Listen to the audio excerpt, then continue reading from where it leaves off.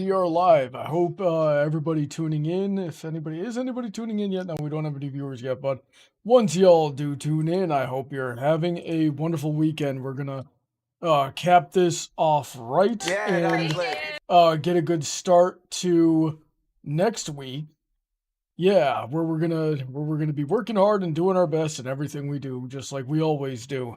But in the meantime, we're here to talk about ponies with my beautiful wife, Mrs. Princess Petals Blossom. How you doing tonight, babe? Pretty good. Crocheting, sipping on wine. Good evening. Good. So, let's turn over here and go straight into some of our topics that we have for tonight. Hell yeah. And let's see here. Yep, we got Nathan and Trent in the stream. So hello, how are you guys doing? And what's our first topic? It's this one actually, which is left over from a couple of weeks ago. It just says, what's the most obscure Friendship is Magic fact that you know? This would be a great sharing exercise. Brony, why don't you start and tell us something odd that you know about Friendship is Magic? Oh goodness, I'm not sure what I know about Friendship is Magic that would be considered obscure at this point. I think there's some relatively newer, like, analyst type, reviewer type YouTubers out there. Like, I couldn't tell you how long they've been around, but you know, you get like if you imagine like the old guard, that's like me, Silver Quill, Golden Fox, things like that. And then you compare it to like Star Strike, Quantum Hippologist, people like that, F-, that as far as I know, haven't been around as long. They tend, especially Quantum Hippologist and Star Strike, come up with some absolutely insane, obscure stuff, little factoids that they find because they're just way more dedicated to the comics, or way more dedicated to, like, the Game Loft game apparently has a lot of really deep lore in it and things like that. So I don't really know that there's anything that I could pull, unfortunately, that would be obscure. So, really long way to say I got nothing. What do you think? You know what? I'll mix it up on you and say it doesn't have to be the most obscure, but what about a weird fact that you think not everyone would know, but like is a bit of quirky? You know what I'm saying? Something that not everybody would know, but is a little bit quirky. Trying to think. I guess I would say something that comes to my mind, and I'm sure everyone's heard this at once, that the series essentially pulled from Lauren Faust's old fan fiction. Yeah, that was something that I thought that's a quirky fact, and it's funny. Yeah, that she sort of it's sort of fan fiction, but the way that she worded it when interviewed was more along the lines of like, these are the types of stories that I would play with my pony figures when I was playing as a kid. And then sort of worked up off of that.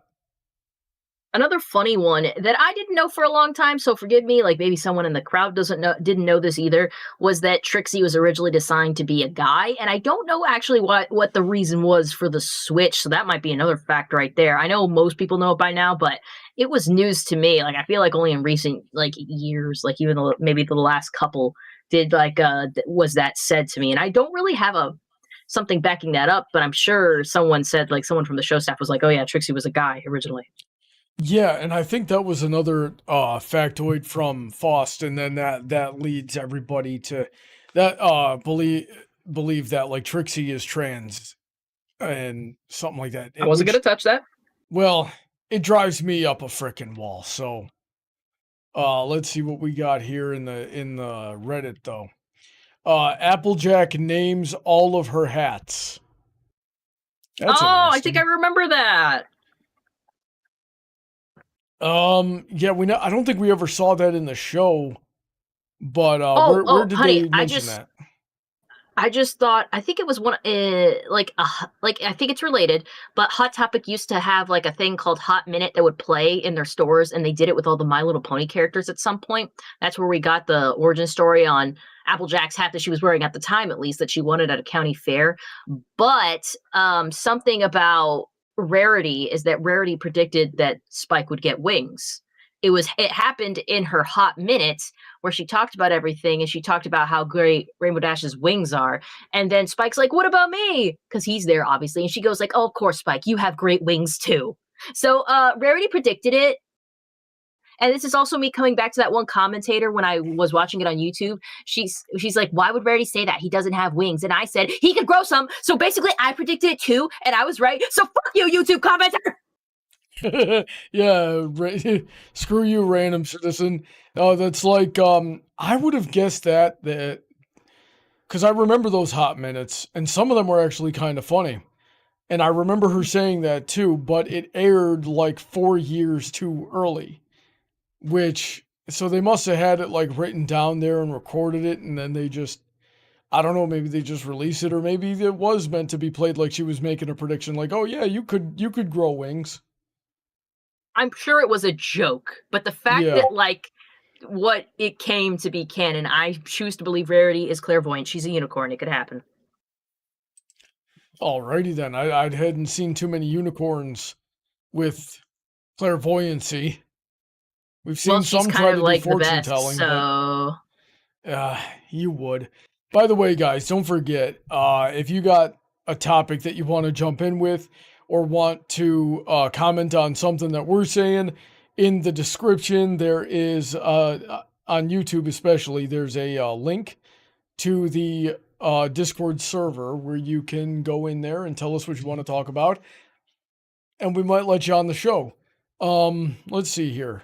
You know what I think I should do, Heather, is I think I should get a like a Google Voice subscription, which basically gives you like a phone number that's like not really tied to your actual phone number, but like I think that's what like Therapy Gecko uses. And I think I've seen some other people use it as well. So people could like, even if they don't have Discord or something like that, maybe they could still call in. I don't know. we're gonna get a child on here. I'll look into it more later. Well, I don't have a problem with having a kid in here. It's I can, you know, Ronnie, I tone down. swear too much. I guess so. I guess you would just have to like have some self-awareness and control yourself then, wouldn't you? I am perfectly self-aware. It's the restraint I lack, and why should I show mercy now? I don't know. Let's see here. Sunburst shares a voice actor with Shadow. Flash Sentry shares one with Knuckles. The two Wow, cool. The two franchises share. Yeah, this is the type of thing that I wouldn't have known. The two franchises share 8 people in common that I am aware of: Ashley Ball, Kazumi Evans, Shannon Chan Kent, Vincent Tong, Ian Hanlon, James Marsden, Ishii Rudel, and Ian Flynn. If Kimiko Glenn gets cast as movie Amy, this number will go up. Turns out Brian Drummond voiced both Awizodel and Eggman, so there's a 9th. Man, the voice actors really are just like full of roles here. Yeah, well, that's what you do when you're a good voice actor. You'd certainly get around. Let's see here. The overlap between MLP voice actors and Death Note voice actors is also insane. Brian That's Drummond very funny. voices Ryuk, and also MLP characters like Double Diamond and Big Daddy McColt. Shannon is Pinky's singing voice, but is also Misa Amane. Vincent Tong plays Masuda. Also Kai from Ninjago. Kathy Westluck voices Nier, and Tabitha voices Naomi. Interesting. Let's see here. Call of the Cutie was originally named Call of Cutie. The was added later because they wouldn't want to be associated with M-rated arena shooter games. Oh yeah, like Call of Duty, but Call of Cutie. That's kind of funny. The name reference there was probably purposeful in the early drafts. I could very easily see that. Yeah, but then Hasbro was like, no, no, no violent video games, even though everyone literally fucking plays it. And the same parents that are letting these kids watch cartoons are probably letting them play whatever video games you want. I've had baby cousins, and I'm talking grade school cousins playing GTA. That's not healthy. Nah, it's not. Like, people should know better by now. It's not the early 2000s, late 90s anymore. They're lazy though. There are parents that are just lazy and are just going to get the video game their kid wants, so the kid doesn't bother them. Yeah. You know something? I remember being, I think I was 15 or 16 when I had my father drive me down to GameStop because I wanted to buy a game called Def Jam Fight for New York. And so he gets there, and then the clerk, total narc, whatever. I'm making assumptions. He probably just was doing his job. I don't hold it against him, but the clerk was like, "Hey, you gotta have your father's permission to buy this game because you're too young, right?" And I go, "Father, is this a problem?" He goes, "Why would it be a problem?" And then my father, you can be a little bit of a Puritan, is asking all these questions, and I'm like, "Oh, he's like, oh, is there anything sexual in this game?" I'm like, "Nah, it's literally just rappers, fist fighting each other and swearing at each other." And he's like, "Okay, whatever." I was like, oh, as long as there's no like boobies or wieners in there. Yeah, probably. I think, yeah, or if the gore factor had been too much. The funny thing I've seen that like South Park and like Family Guy and a lot of places have parodied is that puritanical culture seems to view like sex as more evil than violence. That like, someone seeing a set of boobs is worse than them seeing someone get shot, which I just find so weird. Yeah, it is weird on the surface, and the vast majority of them would not be able to tell you why. But there are legitimate psychological reasons for that. Now, I don't have to get into those right now, but if ever anybody is interested, I've studied the psychology behind it. I know what it is, but yeah. Yeah, because like at a basic level, I'm like, well, I'd rather if I had to pick one, like it's like no matter what it's gonna happen, I'd rather like a poor kid get flashed by a pair of titties than watch someone die. So like that's like the basic thing on its head. Yeah. So like, come on, kids know what that stuff is. Like, yeah, I know those are your boobies. I know that's your wiener. Just don't touch them. Yeah, that's the thing is and it's like, it's not even though, like, once you get into it, it's like, oh yeah, it's weird that our instincts are like this and there's not really a reason for it. There actually is a good reason for that. And it basically boils down to your brain can tell the difference between certain levels of fictional and real violence, but it can't tell the difference between fictional and real sexual stimulation. That's weird. Yeah, so it is a legitimate concern, but 99% of people out there, some of which include some actual psychologists, couldn't tell you why. But let's get back to it here. Gone Wild goes even further than Reddit. Girls Gone Wild was a series advertised in the late 90s, comprises we all know about Girls Gone Wild. And yeah, I was actually, there were commercials for it.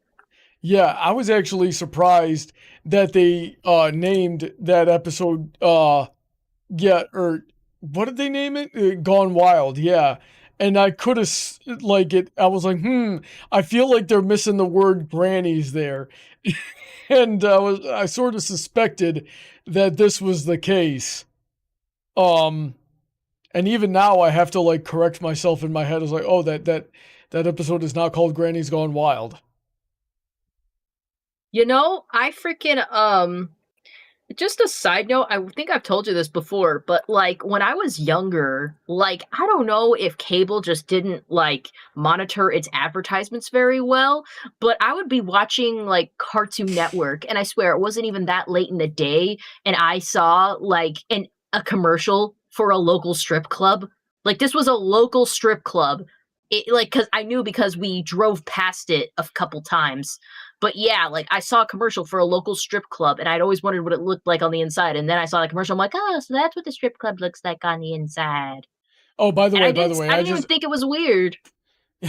I'll get to that in a second, but real quick, I need to correct myself. Yes, the episode was.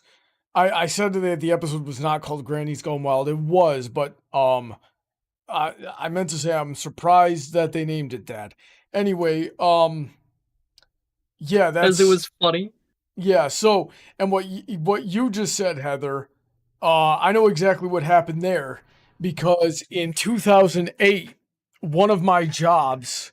Let me see. How long did I do that job for? I did that job from 2008 to 2010, and one of my jobs was called Master Control at a very local TV station. And it was essentially my job to build the on-air schedule for TV. So, and we would have categories of commercials that we would have to play because people paid us to play them, and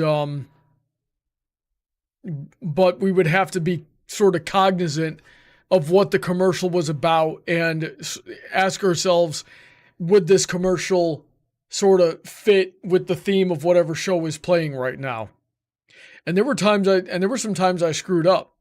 Let me see here. I got on real thin ice. Looking back on it, I'm so surprised I didn't get fired when this happened, that I let air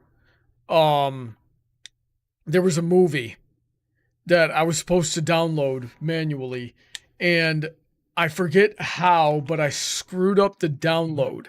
So the third half of the movie was just color bars because it didn't download properly because there was something I was supposed to do and I did it incorrectly. And then like a month later, there was some locally produced show that would air here. And apparently, and nobody told me this until it was too late. I'm going to throw this out there. Apparently, I was supposed to watch this show ahead of scheduling it and make sure nothing terribly bad happened. And apparently, there was one episode where they were just cussing and dropping a bunch of F-bombs, which, I mean, in some places you can get away with now, but in 2010, you couldn't do that. So, but the show aired at like. This show aired at like 2 o'clock in the morning. I think the only people that watched it were the people that made it themselves. So there's people dropping F-bombs in this thing, and apparently somebody complained, and then that show got canceled. That's my fault. I'm sorry, whoever's out there, if you happen to hear this. But yeah. Oh, God. So basically, all this is to say, somebody pulled a Brony at your local TV station there and aired a strip club commercial during the Cartoon Network time slot when they weren't paying attention to the schedule that they were building. Oh. Yeah, so that shouldn't have happened. Somebody wasn't doing their job right. Let's get back to it here. Let's see here.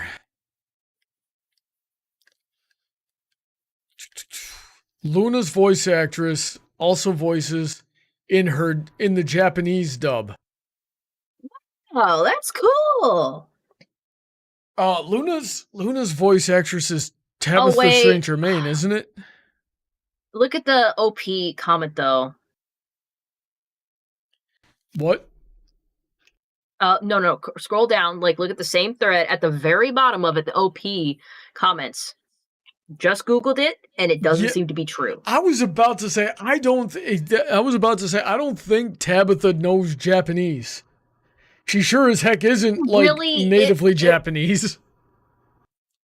Okay, it's in a fantastical universe where I get a voice acting gig for a character in a show. I would love it if, like, one of my languages that I study, if I was good enough at it, they'd be like, hey, why don't you do the Japanese or Italian dub? Since you already know that language, we just have to hire one person. But I'm pretty sure it doesn't work like that. Like, even if they're bilingual or whatever, I'm pretty sure, like, they give the show to, like, local networks to, like, syndicate it, and they got their own voice acting team. I'm sure that's what it is, because there's plenty of like bilingual voice actors that I don't think carry over when it's released in different countries. Yeah, Like, and they localize that shit.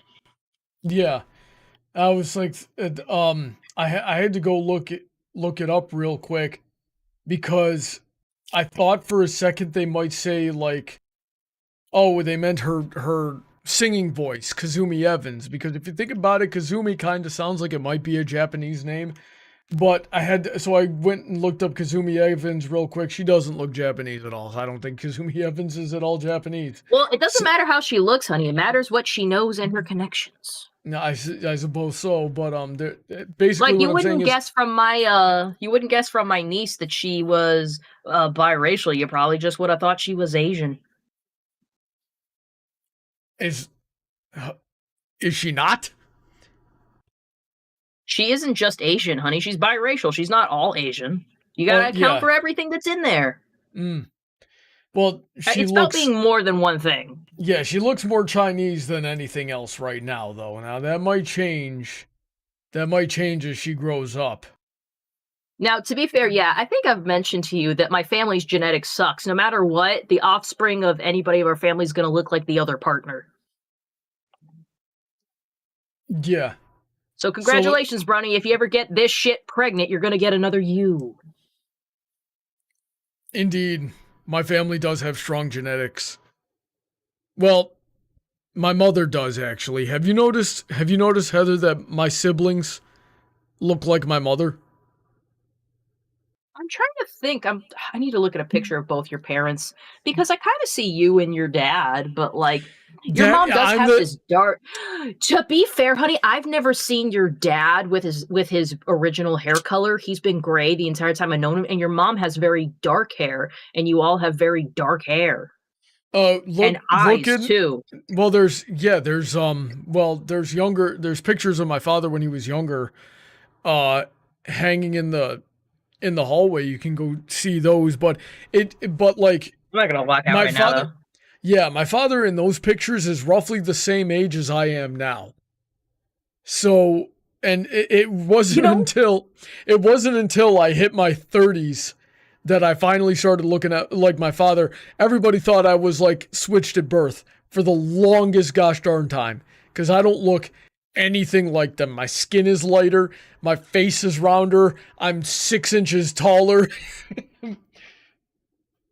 You know, you've seen my father, and I think only one of my siblings really looks even remotely like him. But, like, I'm a dead ringer for my mother with just, like, a slightly different nose, and I'm taller. Yeah. Let's see. Let me think for a second here. Oh, crud. Just cracked my hand and it hurt a little bit. My hip kind of hurts. Yeah, we need to stretch when we get off stream here. But anyway, what was I saying? Oh yeah, so my all of my siblings, if you look at the face, they look like my mother. And then now that I'm older, I started to look like my father in the face, but that wasn't the case for a long time. Let me see here. So you know what would be funny if we ever had kids? They'd be more likely to look like my mother, which is crazy. I can't even. You know what? Your younger brother looks a lot like your mom. Sapphire Shores in the comics and an unnamed pony in the game are the only characters to have used Trixie's last name, Lulamoon. So that is canonical? That is canonical? Yeah, that's always been canonical. They just never said it in the show. I was never sure because I'd see it on cards, but I'm like, but the show doesn't acknowledge it. So if the show doesn't acknowledge it, I'm always iffy if it's canon or not. I know we kind of go under the assumption if the show doesn't deny it, it's probably canon, and like it's canon until the show says it's not or whatever. But it's kind of like everyone just calls her Trixie, or she refers to herself the great and powerful Trixie. Like Lulamoon is never mentioned. Yeah, it was mentioned like early on in like info books and things like that, and like toys but yeah, there's only a couple of times in the universe, in the comics no less, that they call her Lulamoon. But Paladin just sent me this video and said this is where Applejack names her hats. this special well. I only watched it like 7, one time. 8, 9. Maybe, yeah, just one time. No, That's a button. I I remember wonder what the that short. goes to. Let me check.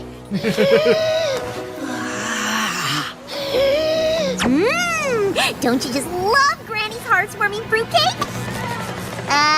What's wrong with her? Triple Pony Dare. I bet Rainbow Dash she couldn't wait patiently in this line all the way to the end. Wow, there's triple pony dares, and then there's just impossible. Get out of my way! Told you so. I win, fair and square. No, you don't. I didn't triple dare you back. First one to finish a dare, they're triple pony dare champion. Forever! Triple pony dare ya. No touching, no wearing, for one whole move. A moon. That's a month. I missed you so much, Tallulah. Triple Pony Dare you, Yep, that's Rainbow where Dash! Fly slower than apple molasses! You can't even maintain. You need a certain velocity just Keep to stay going. aloft. You need 20 more to win this dare. Whoa! No! At least you keep your nose cold with all the sweat. Your nose won't start sweating. You gotta dig 5 holes before sunset. Earth Pony style. How would you do with a Pegasus? Ah, the dental One bill. and only one. He's with the Wonder Bolts. They pay for it.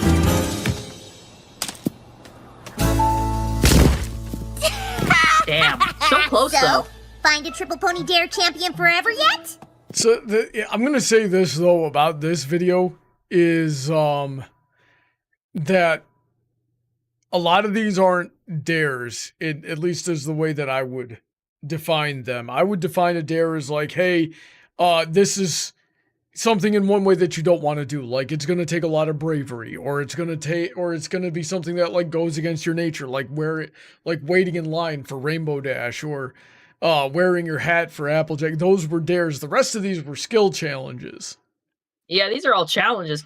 I will say I'm used to dares being girly things, like truth or dare, and they're like, haha, dare. Like, I dare you to text your crush that you like them. And they're like, no.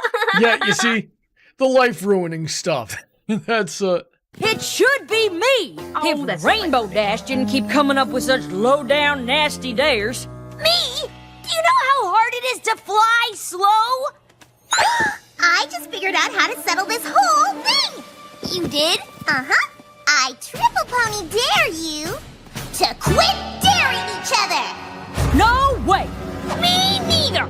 Guess that means I'm the winner. I win. Yeah. no, she's got Way to go, she's Pinkie got Pie.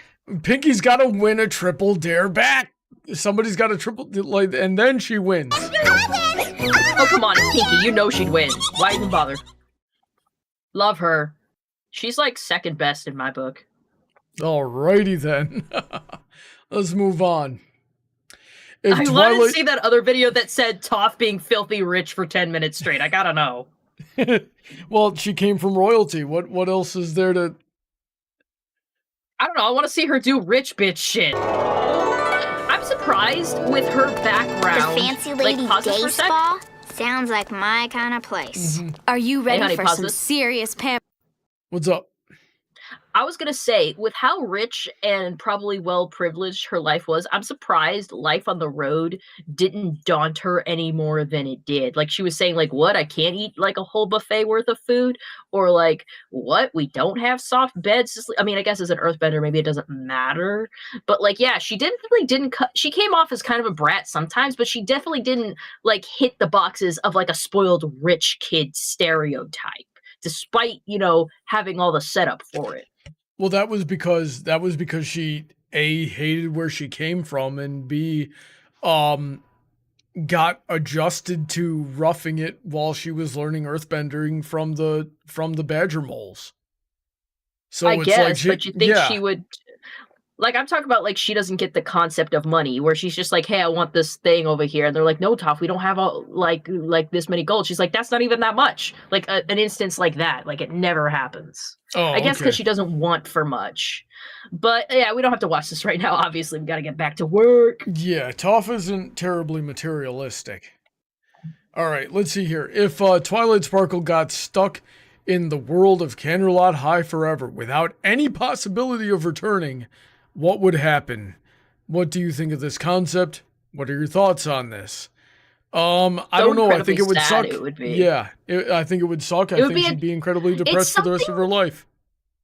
It's something to explore in fan fiction, and I think that's why I saved this and saved it to you, because I think it's a good fan fiction prop that she's not able to go back to Equestria ever again, so she has to adjust to a human life, maybe having to live with one of her friends. And I think she'd probably slowly come to accept it. She'd probably be like, I'm going far into it, like, we could theorize she'd be depressed forever and never leave one of her friends' houses, or she adjusts to life and forms a career, or maybe she spends her entire life just not giving up and trying to find a way back to, like, adopting a very scientific method to trying to reopen a portal to Equestria. It's definitely a great concept to apply to fan fiction. I really love these kind of things. I wish I had more time to read fan fiction, because I'm usually like sold on concept, and like, some of it's concept, some of it's execution. Like, this concept alone would get me to open up a fic I saw in fan fiction, Yeah. There's I've actually read 2 fan fictions that sort of explored this topic. And I forget what the second one was called, but one of them was Equestrian City. And in that, now that was kind of like a superhero story, but one of the things there is that the Twilight is from Equestria. She got stuck there with Spike, and then Spike, being a dog, only lived about 12 years. And yeah, and then, when she got and Twilight, like, now has nightmares about, like, Spike haunting her from the grave, like, you killed me, you took me to this world where I was gonna live an extremely short life. And and then she went a little bit mad scientisty there for a second, trying to revive Spike as a computer program, and eventually, like, succeeded to a certain degree, but now she's got this, like, she's basically like Iron Man in this story, and she's got like a Jarvis, and the Jarvis is Spike. Oh, that is really sad. The author doesn't like play on it too much in that story, but it is something that like happens. It gets touched on occasionally in there. It's kind of just like a background fact. Like Spike died years and years ago at this point, and let me think. What there was another one that sort of went the other way with it, and I forgot what the title of it was. But it was Canterlot High Twilight. It was Sci-Twi being worried about Spike getting old, right? Because now Spike was like 13, 14. And she's like, oh, I don't want to see my sentient dog die. What do I do? And she's like trying to explore all these magical options. And Spike's just like, listen, you gotta figure out how to let me go. It's, I'm old and I'm tired and things like that. And what she ends up doing is sending Spike to Equestria, where he becomes an elder dragon and is basically ensured a really long life. Aww. Yeah, and then they had to have a whole freaking talk about that. Like, her and Spike had to have a heart-to-heart. Like, Spike was so mad at her because he was ready to die and he was fine with it, right? And it was really just Twilight. Like, and so when he goes and he's like, oh, yeah, now, and basically Spike's thing was like, listen, back in our home dimension, I was going to spend my entire life with you. And now I'm going to live a really long time and I don't get to see you at all ever again. Which do you think is worse for me? Kind of thing. Aww. Yeah, so it was a really interesting story, and I'm so mad that I can't remember the title of it. God, yeah, there's plenty of like there was that one fan fiction that you read by accident and turned out to be like dystopian horror that I really wish you remembered the title to because it sounded very fascinating. I have dug. I literally, because I know you would like it, so I tried to dig it up. Heather, I don't think it exists anymore. I think it got deleted. I can't find any sort of we gotta keep an archive of this. I know, right? You know what I haven't tried yet, and maybe I will if I can remember, is maybe the Wayback Machine. But like I was just about to say, like the Wayback Machine is something I hear people use all the time. Never used it myself personally, but like it'd be good for a scenario like this. But what was weird was that like I had found this story via Equestria Daily. They had featured it. And I'm like, oh, that's an interesting premise. Let me read that. I couldn't even find the Equestria Daily article. And I know like when it would have been posted. It would have been posted sometime in autumn of either 17 or 18. Autumn in 2017 or 2018. And I know this because I was working at the gym when I read this. It was like I had downtime at the gym. So I'm like, okay, let me read this story that just popped up on Equestria Daily and has a really interesting premise. And then I read it, and then I had to get through the rest of my shift freaking emotionally traumatized. So Tell me, what did you think it was going to be when you clicked on it? I don't know. I don't remember.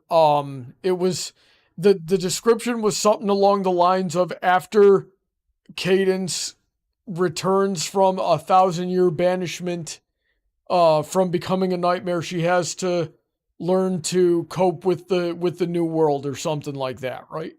And it just turned out to be way the frick dark, like more so than I was ready for. But yeah, I was working at that gym in from 2017 in the summer to the winter of 2018. So from July 17 to December 18. So yeah, about a year and a half.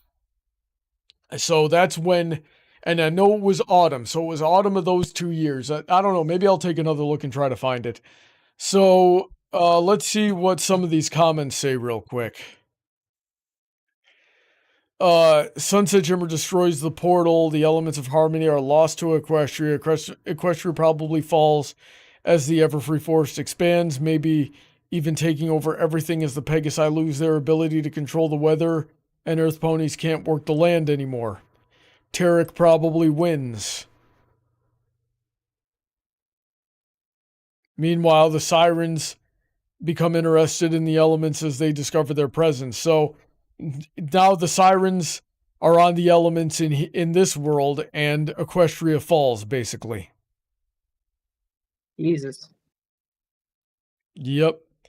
Let me see. We got some essays here, and I'm not sure I want to read all that. Do we want to read all that, Heather? I don't think completely. I mean, we're almost at 8:40 here, and we only have 20-ish minutes to get into everything. Why does the fandom have a hard time respecting opinions? That's what I've been saying. I will say, I think it's, if I may say, I think it's quite clear. It's because people, wrap their opinions about like the show and other things into their identity, and you having an alternate take on it is like an attack on their identity. They really gotta just separate that. Like, look, I know everyone's like, don't be so reductive and say, oh, it's just a show. But at the end of the day, it is. It's a show. We made a community around it, and that's great. But someone having a different ship than you or not having the same character is not the fucking end of the world, guys. And I'm gonna go on one of my signature rants again here. And I see B Crunch in the chat saying, I didn't know you were still active. It's like, listen, I've always been active. I just I freaking got traumatized by some of the stuff that I'm about to talk about, and we're in relation to this very topic, and I don't know if I can make videos anymore. I'm still live streaming out of financial responsibility, but frick, if I can find something to replace this, I'm gonna disappear into the void and y'all will never see me again. But basically, that was my goal, is to try to get the fandom to understand this, and precisely what Heather just said. And part of the reason I get so frustrated that I don't have more viewership on these streams is because I was really hoping to get more people to hear the message of we can be friends and be different. Like, that's kind of the whole reason we watched the show that was the whole message of the whole show that we were watching in the first place, is we are different and we are friends. We don't need to be the same. And we've had so many episodes about that. But what I've come to learn is that fandom in its nature attracts people who wrap their identity in this stupid stuff. And, you know, and we find each other on the internet. Why are we on the internet? Because we don't have a whole lot going on in real life, probably, or at least that's the case more often than not. So we go to the internet for that social interaction. And the reason why we don't have that in real life outside of the internet is because we're kind of freaking weird. And because we act like that. So the internet just coagulates the worst type of people, where we come in and we freaking kill each other over nothing. Over a difference in ship, or difference in how we feel about an episode or something or other, or some other, nonsense political opinion, right? And I fell out with a lot of the other analysts. Those guys owe me the biggest apology they've ever given in their whole life over some nonsensical crap that shouldn't have mattered in the first place. And I'm going to be mad about that the rest of my life. And that's why I haven't made videos in 2.5 years. Among other things. I'm not going to say live again. But, yeah. That's what I've been saying. My whole thing was, I want people to be able to understand each other better. And here's the place where we can practice doing that. Here's Brony Debates is the place where we can practice disagreeing when things are low stakes, when things don't really matter, and then, we can take that skill into life where we're not shunning family members over a political discussion at Thanksgiving dinner, or losing our jobs because we don't think the same way as our boss or our coworkers, and we flip out or something like that, right? I've been rambling for a while. Are you guys following me? Yeah, I get the gist. Yeah. Honey, I'm on saying, FinFiction right. Yeah, I'm sorry, Heather, what's up? I'm on FinFiction right now, and they've changed the format a bit, and I don't like it. You used to be able to go to browse and pick the character you want to see stories about this character, you were able to tag it, and I don't like that. That's just not the case anymore. You can go by genre, which I understand, but it's a little annoying. It's as far as I know, it's always been like that. Let's see here. Have you gone to alt tags? Not when I was there. Where's alt tags? Let me see here. Oh, you mean all tags, not alt tags? Yeah, alt tags. Let me pull it up for you. Trixie defeats the entire Legion. What the heck? And she's the Waffle House girl. Let's see here. Frickin'. Okay, so browse all tags. Yeah. Let's see what happens. We got all of the BioShock. Okay. Yeah, of course, there's a crossover. Call of Duty, Captain America, Cardcaptor Sakura. Here you go, babe. Maybe they wrote it better and there isn't as much weird age gaps. Danny Phantom, Danganronpa. He's gonna catch them all because he's Danny Phantom. Rusty saying it also doesn't help that apparently 90% of bronies are autistic. So yeah. Yeah, Ouch. that just plays exactly into what I was saying. Autistic people tend to fixate on this type of stupid crap and make it their whole identity. Twilight Sparkle lays an egg. I remember that story. That's still a thing. Sweetie on block. What the frick? I haven't been on Yay! FimFiction in a little bit here.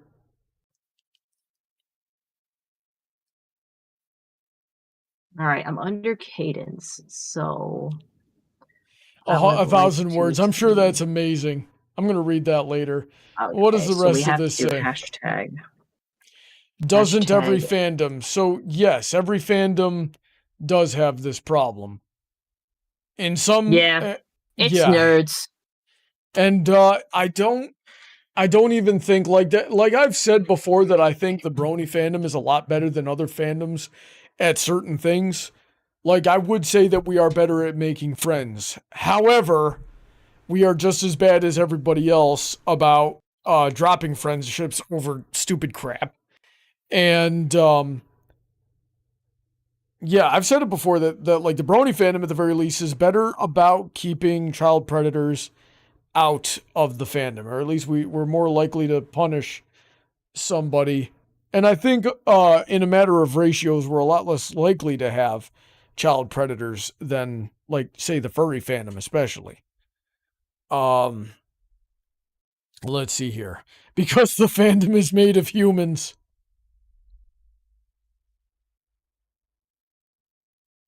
I'm already finding stuff I want to read. I don't have time to read. Alden Pony T sent me a list of all his stories.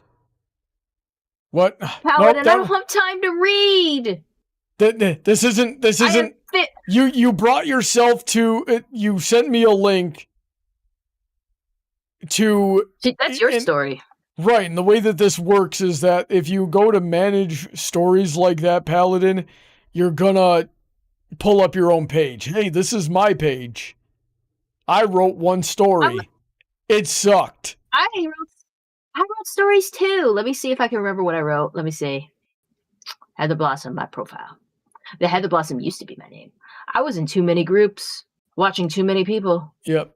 Time to set the record straight. It has always been a main 7. Stop the spike erasure. It's getting old. How dare you?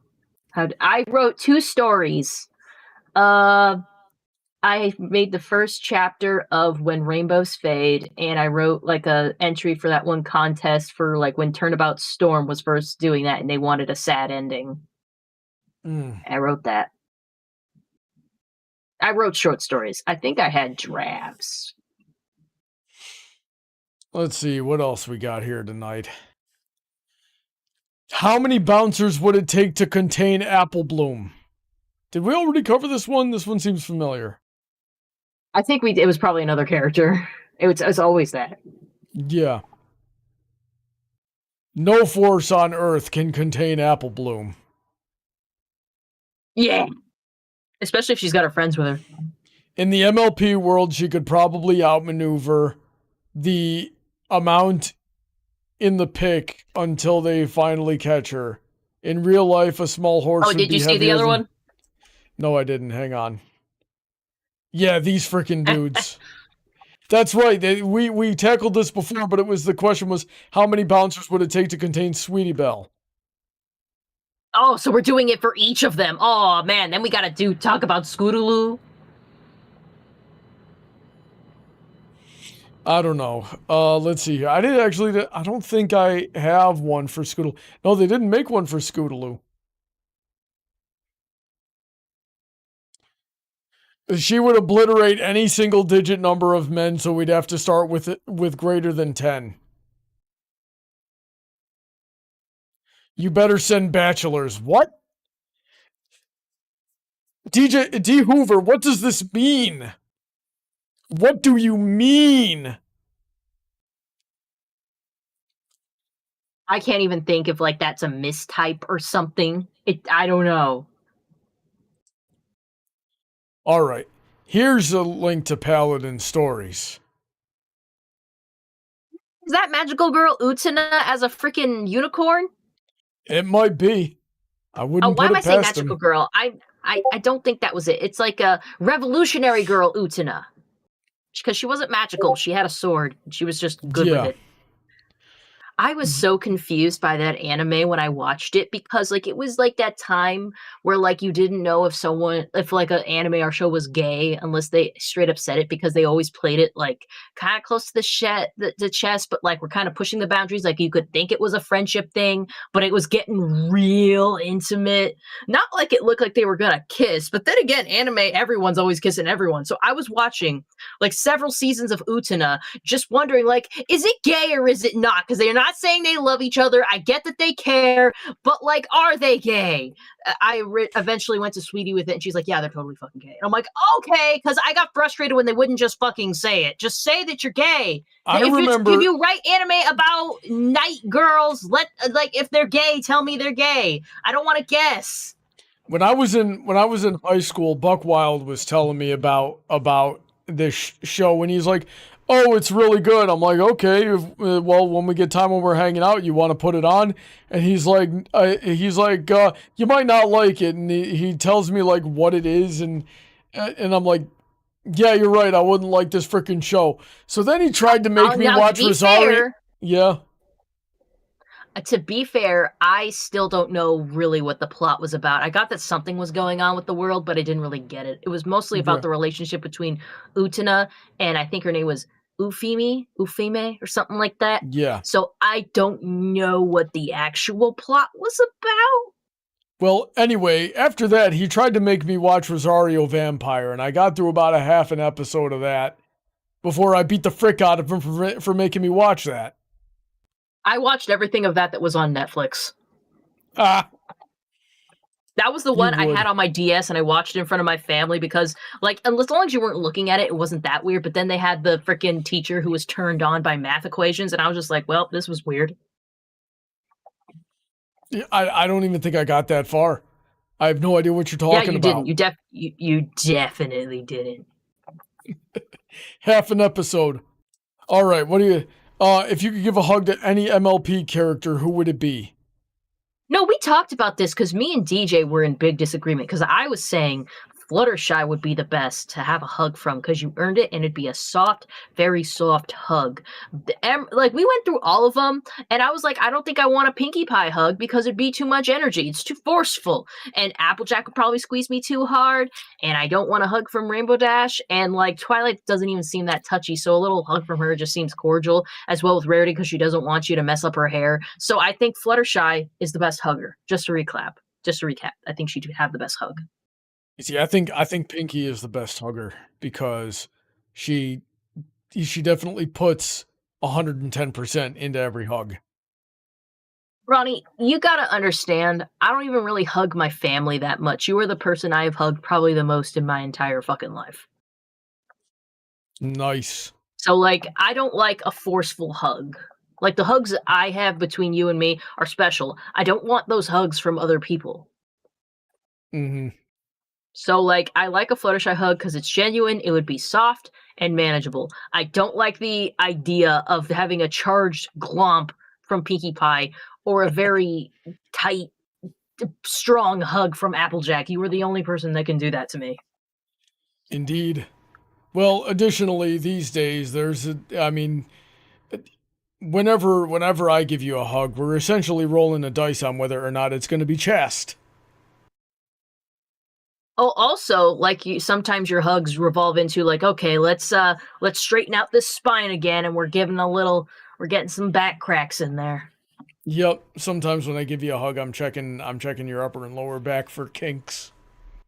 He gives a slight lift, and then just a couple of, and he's like, "All right, I've done my job." like a live-in chiropractor.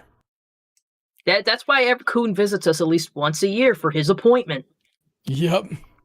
God, Kun is nuts. Whenever I pick him up, his entire spine just opens up. It sounds like bubble wrap when I pick him up.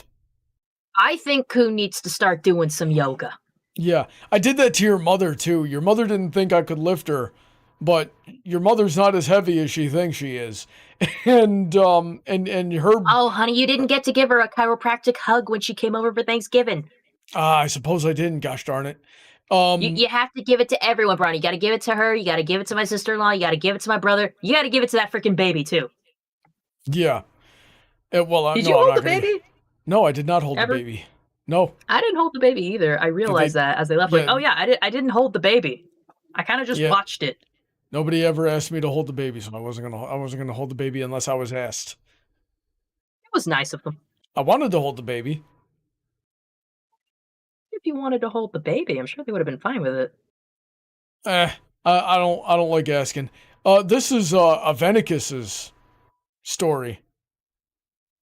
Oh, this story has been marked as having adult content. Oh. You know, I've read the first couple of adult content. I've read the first couple of chapters. It's pretty crazy. Heather, you got to read this. You got to read this because he wants me to proofread this, and I'm like, okay, I can certainly examine it from an objective standpoint and, you know, help with the story beats and things like that, but this is not my genre. I can't handle this type of thing. But Heather likes this genre a lot. And I like that he said, as stars above, so crystals below, and the depths that hide them. The first part there is a playoff of As Above, So Below, which is also the title of one of my favorite, like, found film horror movies. It has to do with the Paris catacombs. So I was that's why when he first said it, I'm like, oh, does this have to do with the crystal caves under Candlewood or something? I don't think he said it was that. He hasn't gotten that. He hasn't gotten this far yet. It's an infection. And you love infections, don't you? I do like Infection AU. I wish it would come back on my feed. Well, maybe it'll start with this. I just sent it to you. Yo, did he do a freaking My Little Pony Has Been Hotel crossover? Oh, wait, is this just similar? To your right, honey, look. Hold up. Stay tuned. Yeah, look there. Yeah! Oh, this is someone else. Oh my god, Alistair!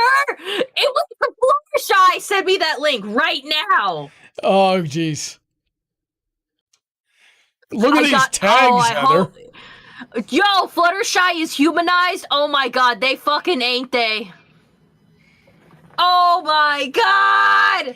Guys, I can hear her reading! Can you guys hear her, like, beating on her keyboard in her office over there? Yeah! Yes! Oh my god.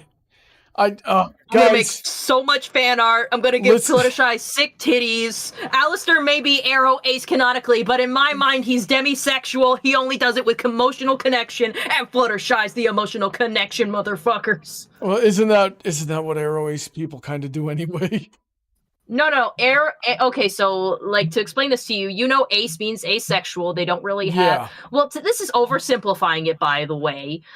Asexual basically means they... Not that they don't have sexual drive, but they really don't have strong sexual inclination. And aromantic means they don't really have a romantic inclination. Now, the asexual is a wide umbrella spanning a whole bunch of things. Demisexual is under the umbrella of ace, meaning they're basically you. They don't really have sexual inclination towards someone unless there's a strong emotional bond. Alrighty then. Look at these freaking tags. I'm put off just by these tags alone. Narcotics, profanity, sex, gore, suicide, violence. God, thank God we are not monetized. Of course it's hospital. Of course it's gonna have narcotics, profanity, sex, gore, and death. And violence. That's all very obvious. The suicide self-harm thing is kind of like... Well, yeah, look. Anthro is not unusual for my... The Anthro is the worst one in this list. Sometimes people just want to have an easier time writing without having to remember, oh yeah, we're quadruped horses. God almighty. Also, who's the baby that Fluttershy is holding? Oh, that better not be their, like, half demon, half pony spawn.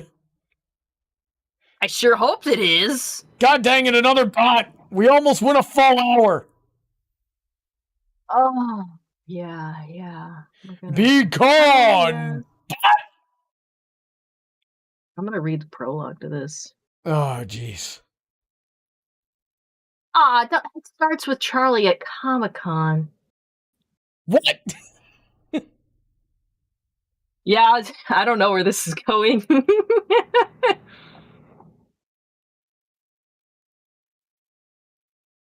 All right, let's see here. God almighty, we're moving on. Yeah, we bet. It's 9 o'clock, by the way. Yeah, hang on a second.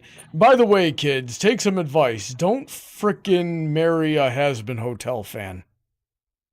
You didn't. Well, when did the first season of Has Been Hotel come out? It was just last year. So I guess you got married before it really even started. I mean, there was the pilot, so it was kind of there. But then the show started. Let's see. I liked Hello the Boss before we got married. And Paladin, let's see here. We got Home Did he Sweet answer Home. if that was Revolutionary Girl Utsuna? He did not, that I can see in the chat. Paladin, answer my question, damn it. I'm always trying to answer yours. Yeah. Don't you do this to me. Well, I guess I gotta look through this and see if any of these intrigue me. I remember looking through it and then ending up not reading anything, but I'll look through it again. The main six had an IRL job. What would it be? This is where we'll pick up next week. Yeah, I can't wait. I like talking about this. Actually, didn't we talk about this with TJ? I feel like we did. We might have. Huro. Yeah, I was talking. Puro and Donut just showed up right as we're about to close out. Well, I hope you guys will come back in 15 minutes and watch us play some Danganronpa that's been ponified. I stopped crocheting. I think my hands are tired for the night. Alrighty then. Well, let's close out with this one. Someone insults Derpy and makes her cry. What do you do? I join in the roast session. No, you gotta join. Bitch. You join in the roast session. Well, she deserves every bit of it. Oh, so this is the plot, honey. You want to die so bad, you're gonna do that so I kill you. That's what you're trying to do. This is all just a fucking plot. You won't let me. You won't let me do it myself. So I gotta find creative ways. Oh, you're such a freaking whore for that. I'm a strategist, Heather. You married a chess player. What did you think was gonna happen? You married a chess player. I would buy you a chess board. Oh my god, you can't even frickin' you're just clipping through your volume, but you married a chess player, Christian, samurai, and then you're like, why does he want to go home to his father in heaven every time it looks bleak? Frickin' your father is alive and he is in New York. I said my father in heaven, you cracker. Ronnie, okay, whatever about that. What I was saying is that, like, I thought it just meant I'd buy you a chessboard, get you a chess table, play with you a little bit. That's what I thought it meant. It means I'm a strategist. It means I'm going to find creative solutions. It means I'm going to lure you into traps. Okay, that just sounds devious right there. That sounds predatorial. Brony, you're supposed to be classier than that. Chess is the classy way to do that. That's how you facilitate those skills. That is not classy. That's just insane. Rusty says it sounds kinky. It kind of does. Paladin didn't hear what your question was. Paladin, Heather wanted to know if this display image of yours is a bona fide revolutionary girl Utena. That's what you wanted to know. Yeah. So Petals, what do you do? I mean, since I'm joining in on the roast session on Derpy because she's definitely earned every bit of it. Oh, that's what I was saying. I was saying kill them. And I thought you were gonna be like, Heather, don't be so extreme. It's just roasting, and I'm like, no. I mean, you don't just frickin' bully a mentally handicapped person and expect that violence won't be the response. Come on, that's just an awful thing to do. Nah, there's plenty of mentally and physically handicapped comedians out there that are unqualified funny. So they can take a joke. It's all about the mindset. If she's offended easily, we gotta toughen her up. The world is a cruel place. And also, she probably did something stupid that she could have avoided had she been paying attention. Oh, you're just being rude.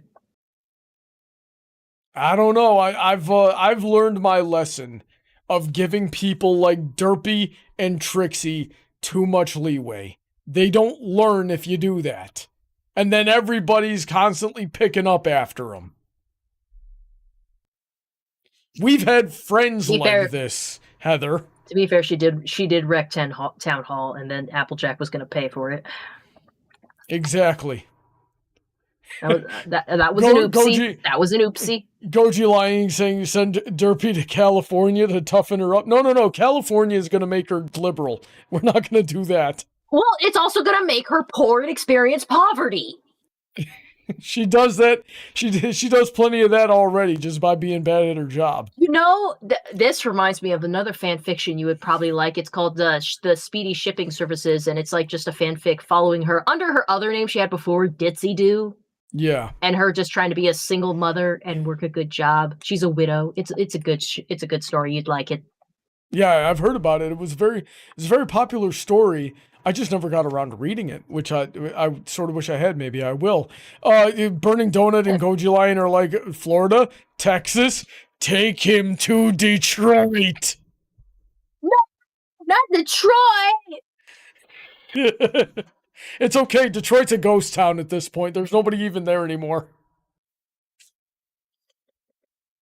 I'm playing with my Scootaloo acrylic standee that has wheels, and she's on a skateboard, and it's awesome. This was the best acrylic standee that ever existed. That's a good enough place to someone make art of Derpy and Guro. Let's see here. Yeah, well, that's a good place to end the stream for tonight. Thanks for everybody for tuning in. I hope you'll tune in again in 7 minutes, where we're gonna play some. What was it? Oh yeah, Danganronpa, and I just faded out of it, but that'll be our next, our topic starting next week. And until then, I think we talked about this one too. Did we?